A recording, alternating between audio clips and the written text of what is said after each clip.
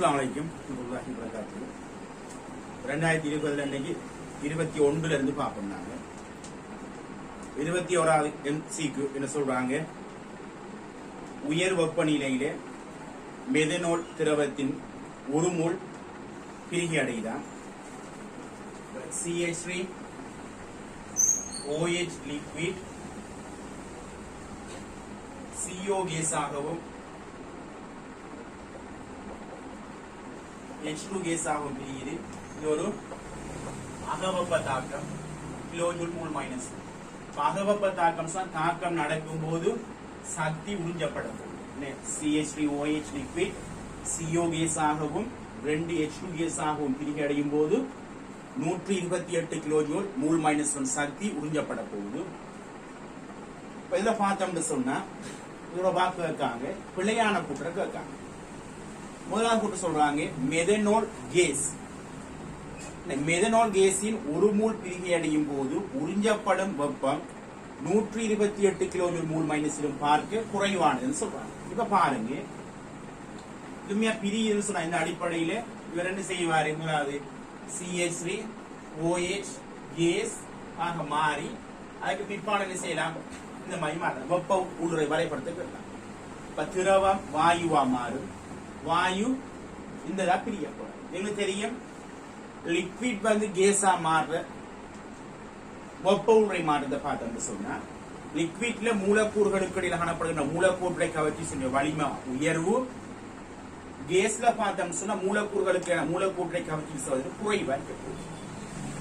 ஆகவே லிக்விட்ல இருந்து கேஸா மாறுறதுக்கு அந்த வெப்ப உள்ளுரை மாற்றம் அகவெப்பமா இருக்குது.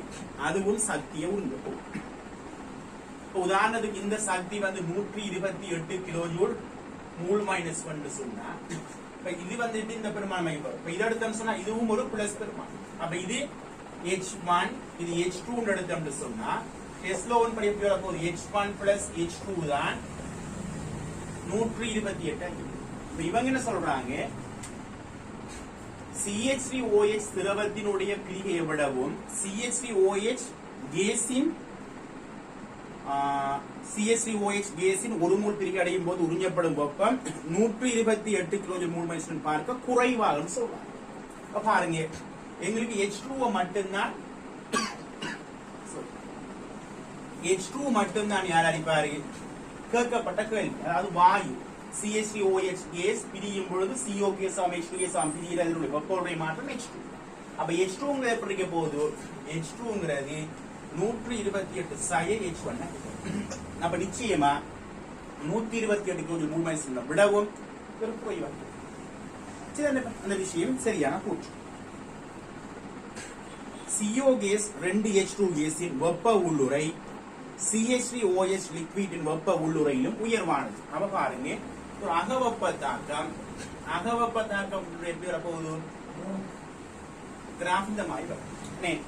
விளைவுள்ள வெப்ப உள்ளுரை உயர்வாகவும் தாக்கியினுடைய வெப்ப உள்ளுரை குறைவாகவும். இப்ப தாக்கிட வெப்ப உள்ளுரை இது CH3 OH, இது CO கேஸ் 2 H2 கேஸ். அப்ப என்ன சொல்றாங்க பாருங்க, CO H2 கேஸின் வெப்ப உள்ளுரை CH3 OH லிக்விடின் வெப்ப உள்ளுரையிலும் உயர்வானது. இந்த கூற்று சரியான கூற்றா அமைய போகுது. CO கேஸின் ஒரு மூல் உண்டாகும் போது 128 கிலோஜூல் வெப்பம் வெளியேறுகின்றது சொல்றாங்க. இவங்க பாருங்க, இந்த தாக்கத்திலே CH3 OH liquid CO gas 2 H2 gas இந்த தாக்கத்திலே ஒரு மூல் CO கேஸ் விளைவாகுது. ஒரு மூல் CO கேஸ் விளைவாகும் பொழுது என்ன செய்யுது? 128 கிலோஜூல் சக்தி உறிஞ்சப்படும். ஒரு மூல் CO கேஸ் உருவாகும் பொழுது 128 கிலோஜூல் சக்தி உறிஞ்சப்படும். இவங்க சொல்றாங்க என்ன? வெளியேறுகின்றன்னு சொல்லுவாங்க. புற வெப்பம் சொல்லுவாங்க. பிழையாக வெப்பமாய்க்க. மூணாவது பிழையாக வெப்பம். தாக்கியின் ஒரு மூல் பிரிகை அடையும் போது 128 கிலோஜூல் வெப்பம் உறிஞ்சப்படுகிறது. சரியான கூற்று. தாக்கிற ஒரு மூல் வந்துட்டு பிரிகை அடைகிறதுக்கு 128 கிலோஜூல் சக்தி செய்யும் உறிஞ்சப்படும். அந்த கூற்றும் சரி. விளைபொருள்களின் 32 கிராம் உண்டாகும் போது 128 கிலோஜூல் வெப்பம் உறிஞ்சப்படுகிறது. அப்ப இவங்களோட 128 கிலோஜூல் சக்தி உறிஞ்சப்படுறன்னு சொன்னா இவர் ஒரு மூலும் இவர் 2 மூலும் உருவாங்க. CO கேஸ்ல ஒரு மூல் இருந்து வரப்போகுது 12 14 28 ஒரு மூல் H2க்கு 2 2 மூல் H2க்கு 4 மொத்தம் 32 கிராம். அப்ப 32 கிராம் திணிவுடைய வாயு விளைபொருட்கள் விளைவாகுறதுக்கு 128 கிலோ சக்தி உறிஞ்சப்படுங்க கூற்றும் சரியான கூற்றா அமைய போறாரு. ஆகவே மூன்றாவது கூற்று தான் பிழையான கூற்றாக இருக்கிறது. 22வது MCQ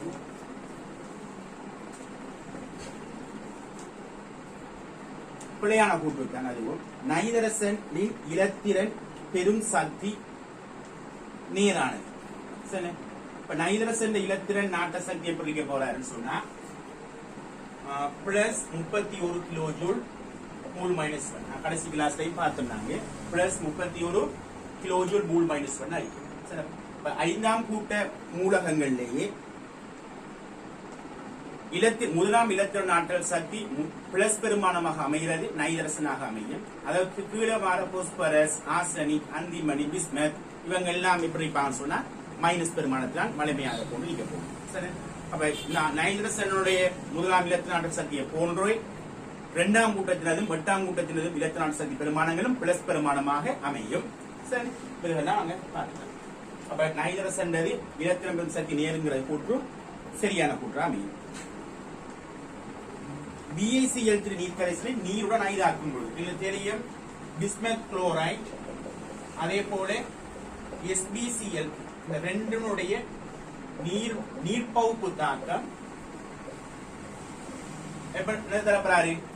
BiOCl திண்ம உள்வடிவையும் HCl தரப்போது இங்க SbOCl திண்ம உள்வடிவையும் HCl தரும். அப்ப இந்த BiCl3 பிஸ்மத் 3+ அல்லது Sb3+ இணங்கான்ற பரிசோதனைக்கு நாங்க இதை பயன்படுத்தலாம். எப்படி பிஸ்மத் 3+ கொண்ட கற்றையனுக்கு Cl- கொண்ட நீர்க்கரைசலை சேர்த்தோம்னு சொன்னா வீழ்படிவு பெறப்பட போகுது. அந்த வீழ்படிவை நாங்க HCl சேர்த்தா அந்த வீழ்படிவு மீண்டும் கரைய போறாது. இந்த வீழ்படிவோட நிறங்கள் 2 பேரோட நிறங்களும் வெண்ணிறங்களா. பொதுவாக எங்களுக்கு தெரியும் ஏலைட்டு உப்புக்கள் இவங்களோட நீர்ப்பகுப்பு தாக்கத்திலே அலோக ஏலைட்டுகள நீர்ப்பகுப்பு தாக்கம் முற்றான தாக்கமாகவும் உலோக ஏலைட்டுகள நீர்ப்பகுப்பு தாக்கம் பகுதியான நீர்ப்பகுப்பு தாக்கம் பகுதியான தாக்கமாகவும் மீளும் தாக்கமாகவும். அப்ப அந்த கூற்றும் சரி. BiCl3 கரைசலை நீருடன் ஐதாக்கும் போது ஒரு வெள்ளை வீழ்படிவு கிடைக்கின்றது கூற்று சரி. அதே போல H2S வாயுவானது ஒரு ஒட்சியேற்றும் கருவியாகவும் தாழ்த்தும் கருவியாகவும் குறிப்பிடலாமா? அந்த கூற்றும் சரி. ஒட்சியேற்றும் கருவியாக ஒரு பதார்த்தம் தொழிற்படணும் சொன்னா நாங்க எடுத்தெடுப்பிலே பார்க்கலாம். அவர் உலோகத்தோட தாக்கம் புரிவாரான்னு சொல்லுவோம். உலோகங்களோட தாக்கம் புரிந்தா உலோகங்கள் எப்போதுமே ஒட்சியேற்றப்பட்ட நிலையில் காணப்படுவாங்க, ஒட்சியேற்றப்படுவாங்க.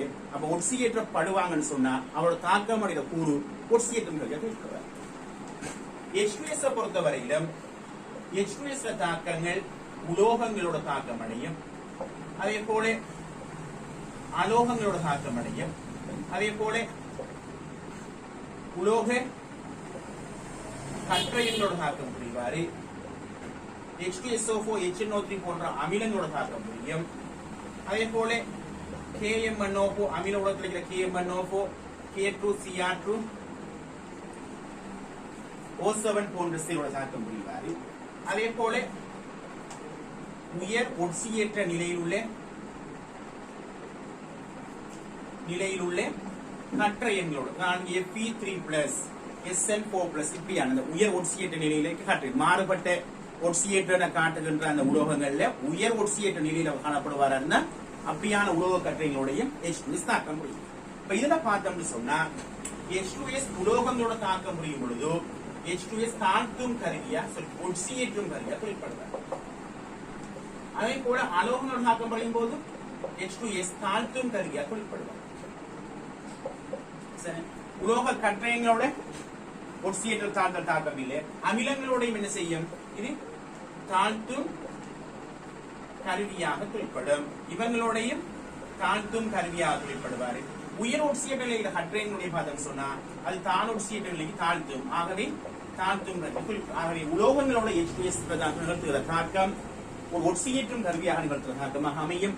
இதை தவிர ஏனையவற்றோட உலோக கற்றையை தவிர்ந்த ஏனையவற்றோடு நிகழ்த்துகிற தாக்கத்திலே அது தாழ்த்தும் கருவியாக குறிப்பிடுவாரு. சரி, அப்ப H2S பொறுத்த வரைக்கும் அது ஒரு ஒட்சியேற்றும் கருவியாக குறிப்பிடலாம், தாழ்த்தும் கருவியாகவும் குறிப்பிடலாம். சரியா? அதே போல நாலாவது, ஹீலியத்தின் ஒரு வலுவளவு இலத்திரனால் உணரப்படும் பயன்படு கருவேற்றமானது ரெண்டிலும் குறைவானது சொல்றாங்க. நீங்க தெரியும், பயன்படு கருவேற்றம் செட் எஃபெக்டிவ் செட் எஸ்டிக் போட்டிருக்காங்க இங்கே. இது கருவேற்றம் சாய திரையிடல் விளைவா இருக்கு. உதாரணத்துக்கு ஏற்கனவே வந்த மாதிரி ஒரு லிதிய தடுத்தம் சொன்னா, முதலாவது இதுல 2 இலத்திரனும் 2ஆம் சக்தி மட்டும் 1 இலத்திரனும் இருப்பாரு லிதியத்தை பொறுத்தவரை. இப்ப லிதியத்தினுடைய ஈட்டோட்டு இலத்திரம் வலுவல ஓட்டு இலத்திரனே இவரு கவருவாரு, அதை Z எடுப்போம். இங்க இருக்கிற இலத்திரங்களால இந்த இலத்திரன் வெளிநோக்கி தள்ளுப்பட போகும், அதை S எடுப்போம். இப்ப பயன்படு கருவேற்றம் Z எஃபெக்டிவ் எண்ணியாக போகுன்னு சொன்னா Z மைனஸ் S அறிக்கப்படும். அதாவது கருவேற்றம் கருவால ஈட்டோட்டு இலத்திரன் மீது ஏற்படுத்தப்படுற கவர்ச்சி அதுக்கு எதிர் திசையில ஷீல்டிங் எஃபெக்ட் திரையிடல் விளைவு இருப்பதால என்ன நடக்க போகுது, தேறிய கருவேற்றம் பயன்படு விசையை விளைவு விசையை பார்த்தோம்னு சொன்னா இவர் ஏற்படுத்துற மொத்த கவர்ச்சியிலிருந்து இவரால் ஏற்படுத்த தள்ளுகையை கழித்தம் சொன்னா வாரதுதான் பயன்படு கருக்கவர்ச்சி. அப்ப இங்கே பார்த்தோம்னு சொன்னா வலுவள ஓட்டு இலத்திரனுக்கும் கருவுக்கும் இடையில இலத்திரன் கொண்ட சக்தி மட்டம் இருப்பார்னு சொன்னா வலுவள ஓட்டு இலத்திரனாலே உணரப்படுகின்ற கருவேற்றம் ஒட்டுமொத்த கருவேற்றம் அந்த கருவுல காணப்படுற புரோத்தன்கள ஏற்றத்தால வர ஒட்டுமொத்தத்துக்கு சமன் அளிக்காது. ஏன்னு சொன்னா இடையில இருக்கிற சக்தி மட்டங்கள் காணப்படுற இலத்திரன்கள் அந்த கரு கவர்ச்சியினுடைய அளவை குறைக்க போறாங்க திரையீட்டு விளைவு மூலமாக. ஆனா ஐதரசன் ஹீலியத்தை பொறுத்தவரைக்கும் பார்த்தோம் சொன்னா ஹீலியத்திலே ஒரே ஒரு சக்தி மட்டம் 2 இலத்திரன் மிக்க போகுது. வலுவள ஓட்டு இலத்திரன் இவரு அல்லது இவரு நாங்க இவரை கருதுவோமே. அப்ப இது என்ன நடக்க போகுது, கருவான கவரப்பட போகுது. இந்த இலத்திரனே இந்த இலத்திரன் மீது கருவான ஏற்படுத்தப்படுற அந்த கவர்ச்சி எடுத்தோம்னு சொன்னா அது இவரை குறைக்கிறதுக்கு இந்த இலத்திரனை வெளிநோக்கி தள்ளுறதுக்கான அமைப்பு எதுவும் கருவுக்கும் இந்த சக்தி மட்டத்துக்கு இடையில இல்லை. ஆகவே ஹீலியத்தை பொறுத்தவரைக்கும் ஹீலியம் ஐதரசனை பொறுத்தவரையிலையும் பார்த்தோம்னு சொன்னா இங்கே எஸ்ஸினுடைய பெருமானம் 0. அப்ப டிரெக்டா Z எஃபெக்டிவ் பிறகு போகுது Z க்கு சமம். சொல்றீங்க ஷீல்டிங் எஃபெக்டிவ். அப்ப என்ன சொல்றாங்க இங்கே, ஹீலியத்தின் ஒரு வலுவளவு இலத்திரனால் உணரப்படும் பயன்படு கருவேற்றம் இரண்டிலும் குறைவானது கூட்டு. சரியா, 2க்கு இது கீக்குள்ள. சரி, அதே போல அலுமினியம் ஒரு உயர் வெப்பநிலைக்கு வெப்பமாக்கப்படும் போதும் நைதரசன் வாயுவை நோக்கி சடத்துவமானது. அலுமினியத்தோட நைதரசனை வெப்பப்படுத்தினா சடத்துவம் அறிப்பாரா? அலுமினியம் நைட்ரசன் தாக்கம் என்ன உருவாக போதும், AlN உருவாக போகுது, AlN உருவாகும். ஆகவே தாக்கம் அடைந்தா சடத்துவம் இல்லை, தாக்கமுற்றா சடத்துவம் இல்லை. அப்ப இந்த இடத்துல நாங்க நைதரசனை பொறுத்த வரைக்கும் என்று பொதுவா நாங்க என்ன செய்யற தாக்குதல் குறைந்த மூலகங்களாலே என்று சடத்துவத்தில் நாங்க ஒப்பிடுவோம். ஆனாலும் அலுமினியத்தோடு தாக்கம் அடையும் பொழுது பார்த்தோம் உயர் வெப்பநிலையிலே அங்க சடத்துவத்தன்மை மீறும். ஏன் தாக்கம் அடையும், சடத்துவம் சொல்றது தாக்கம் அடையாத நிலை. ஆனா அலுமினியத்தை நைட்ரசன் தாக்கம் அடைய வச்சோம்னு சொன்னா அது AlN உருவாக்குறதால சடத்துவத்தை மீறுது, சடத்துவம் இல்லை. அந்த கூட்டும் சரியா வரலாம், அதாவது பிழையான கூற்று அவையெல்லாம் விடையா வரலாம். சரி, 4 2 5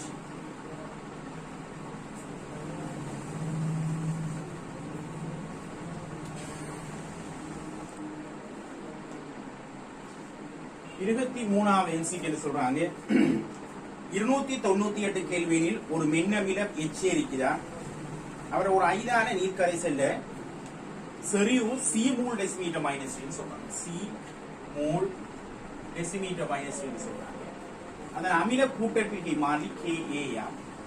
பின்வரும் கோவைகளில் எது 298 கெல்வினில் கரைசல் pH தருகின்றது. அப்ப நேரடியா ஓஸ்வால்ட் ஐதா கருவியை படைச்சிருந்தானே. அப்ப இது ஆரம்பத்திலே சமநிலை எடுத்தோம். சமநிலை தான் சமநிலையை பாதிக்கலாம். C பிரிக்க ஏன் எடுப்போம். அப்ப A வரப்போம். ஆகவே Ka சமம் என்ன வரப்போறாரு, சமநிலை விதிப்படி H பிளஸ் விளைவுகள் செறிவுகள் பெருக்க அதன் கீழ் தாக்கிட செறிவுகள் பெருக்குமை. இதுக்கான விகிதம் தான் சமநிலை மாறிலியை தரப்போறாரு. அப்ப எங்களுக்கு தெரியும் வேற அயனாக்கத்தின் மூலமாக H பிளஸ் A மைனஸ் பெறப்பட்ட ரெண்டு பேர செறிவுகளும் சமன். ஆகவே நாங்கள் நேரடியாக என்ன செய்யலாம், H பிளஸ் A பிளஸ் செறிவுடைய வர்க்கம். அப்ப KA into HA equals to சரி. ஆகவே நாங்கள் என்ன செய்யலாம், இப்ப வர்க்க மூலம் எடுத்தோம் சொன்னா KA into HA equals to செறிவு தான் H பிளஸ் செறிவு. ரெண்டு பக்கம் நாங்க மைனஸ் டாக்டன் எடுத்தோம் சொன்னா H plus செறிவு சமன் minus log 10 KA into HA செறிவு உடைய half ஆகும். அப்ப இதுக்கு வந்துட்டு pH இது பெருக்கப்பட்ட என்ன செய்யணும், பெருக்கப்பட்டீங்கன்னா கூட்டுப்படப்படும். ஆகவே மைனஸ் 3க்கு half minus log 10 KA plus by half into minus log 10 H செறிவு. இதுக்கு பாருங்க என்ன போடலாம், pH சமன் half pKa plus plus into minus minus half log 10 H சமநிலையில் இருக்கிற H செறிவு அறிக்க போகுது. வெஞ்சாலுக்கு சீண்டு போடுறோம், சீண்டு சாரத்தான் நீரடியாக log 10 சீண்டு போடலாம். இப்போ pH சமன் half pKa minus half log 10 C முதலாவது ஆன்சர் வரப்போகுது.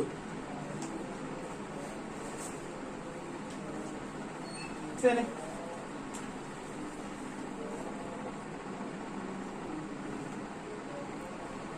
சரி 24வது MCQ H2O2 2 H2O2 2 H2O liquid ஆகவும் ஒரு O2 கேஸ் ஆகவும் மாறலாம் சொல்றாங்க. ஒரு H2O2 கரைசலின் வலிமை நியம வெப்பநிலையிலும் அமுக்கத்திலும் உண்டாக்கப்படும் ஒட்சன் வாயுவின் கனவளவாக எடுத்துரைக்கப்படலாம். அப்ப இங்க ஒட்சன் கனவளவு எவ்வளவோ அதுதான் H2O2 வலிமை அறிக்க போகும். ஒட்சன் கனவளவு நிஜம் சொன்னா அதுதான் H2O2 வலிமையை நாங்கள் செய்யலாம், எடுத்து வைக்கலாம்.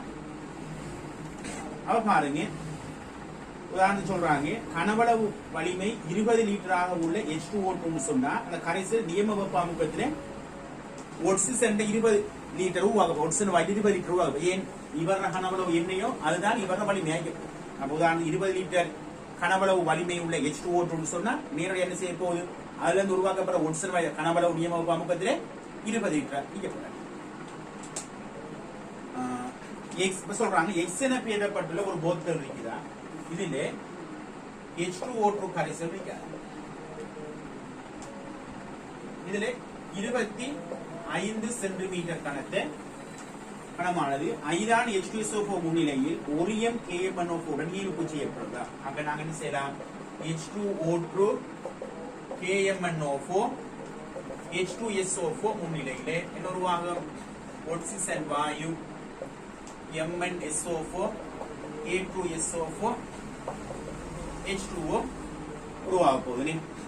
அப்ப +7 +2 சொன்னா 5 வித்தியாசம், -2 0 சொன்னா 2 வித்தியாசம். 2 KMnO4 5 H2O2 2 MnSO4 5 O2 ஒரு K2SO4 நீர் எத்தனை SO4 மொத்தம் 2 3 3 SO4 3 H2O 5 H2O 8 H2O இருக்கும். சரி, இப்ப பாருங்க, இப்ப என்ன சொல்றாங்க, KMnO4 வச்சு இனிக்காங்க. அப்ப நான் என்ன செய்யலாம், KMnO4 மூளை வச்சுக்கொண்டு நாங்க KMnO4 மூளை வச்சுக்கொண்டு ஒட்சன் மூளை இங்க தேவை என்ன, இவர கனவளவு வலிமை கலைக்கிறேன்னு சொன்னா ஒட்சிசன் கனவளவு தேவை, H2O2 கனவளவு தேவையில்லை. சரி, இவர கனவளவு தேவை. அப்ப நாங்க KMnO4 வச்சுக்கொண்டு KMnO4 மூளை பயன்படுத்தி என்ன செய்யலாம், ஒட்ஸன் கனவளவு மூல காணலாம் ஒட்ஸன் மூல வச்சு கொண்டு நியம வெப்பாமுகத்துல ஒட்ஸன் கனவளவு காணலாம் ஒட்ஸன் கனவளவு கண்டா அதுதான் அதுல H2O2 வலிமையா அமைய போறாரு. இப்ப பாருங்க KMnO4 மூல் எடுத்தோம்னு சொன்னா எவ்வளவு வரும்? KMnO4 மூல் 1 மூல் டெசிமீட்டர் -3 சரிவா கனவளவு 25 தர 10⁻³ டெசிமீட்டர். அப்ப 25 தர 10⁻³ மூளைக்கு போய் வரணும். சரி, அப்ப ஆகவே ஒட்சிசன் மூல் எடுத்தோம்னு சொன்னா KMnO4 மூல் T சமானம் 2க்கு 25 தர 10⁻³ KMnO4 அப்படின்னு சொன்னா T சமானம் 5 க்கு சொல்லிட்டாங்க. எவ்வளவு போகுது சுருக்கம் சொன்னா 12.5 25 2 மிச்சம் 10 12 6 62.5 தர 10⁻³ மூல் ஒட்சன் மூலாய்க்கு. ஆகவே நாங்க என்ன சொல்லலாம்? ஒரு மூல் ஒட்சன் வாயுட கனவளவு நியம வெப்பாமுகத்திலே 22.4 லிட்டர் சொன்னா 62.5 தர 10⁻³ மூல் எடுத்தோம்னு சொன்னா என்ன போகுது? 1க்கு 22.4 சொன்னா 62.5 தர 10⁻³ பார்க்கலாம்.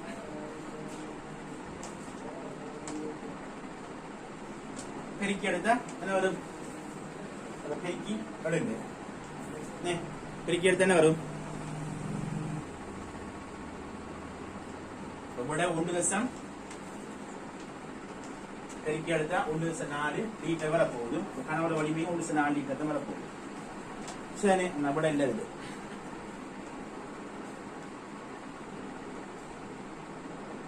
சரி, ஓகே, அவ்வளவுதான். 24வது. அதே போல 25வது எம்சிக்கு என்ன சொல்றாங்க? MOH2 திண்மம் ஆனது 292 கெல்வின்ல M2+ அயனிக்கும் OH- அயனிக்கும் இடையே உள்ள தாக்கத்தின் மூலம் உண்டாகிய நீரில் அரிதாக கரையும் உப்பம்.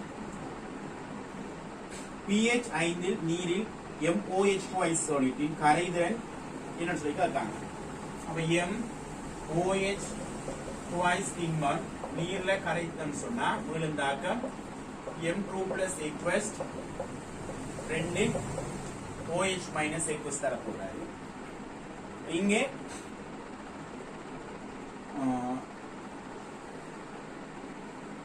pH 5 என்று சொன்னா pH ஆக 290 POH சமன் 14 POH சமன் வர போகுது 14/5 9 வர போகுது.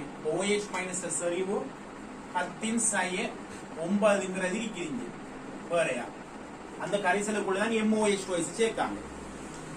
MOH2 சேர்த்தா என்ன செய்யும்? இங்கே OH- ஒன்று இருக்குது. OH- வேறையா இருக்காரு 10/9ங்கிற சரிங்க. MOH2 சேர்த்தோம்னு சொன்னா கரைதிறன் S எடுப்போம். S 2S வரப்போகுது. இங்கே இவரோட இவரையோ சரி புறக்கணிக்கல. ஏன்னா இவர பெருமானம் நிச்சயமே குறையும். சரி, உண்மையா நாங்க போட்டோம் சொன்னா KSP தத்துவத்தை பாதிச்சோம்னு சொன்னா M2+ செறிவு இன்டு OH- வர்க்கம் அப்படின்னு வரப்போகுது. S இது 2S ஆக 10/9 முழுவதின் வர்க்கம் தான் KSP பெருமானம் 4 தர 10/36 அமைய போகுது. அப்ப தீர்த்தம் சொன்ன வர போகுது S பெருமானம் வரும். சரி, விடையா இங்கே செய்யறாரு S பெருமானம் தீர்த்தெடுக்கணும். அதுக்காக ஓலான் சொன்னீங்க.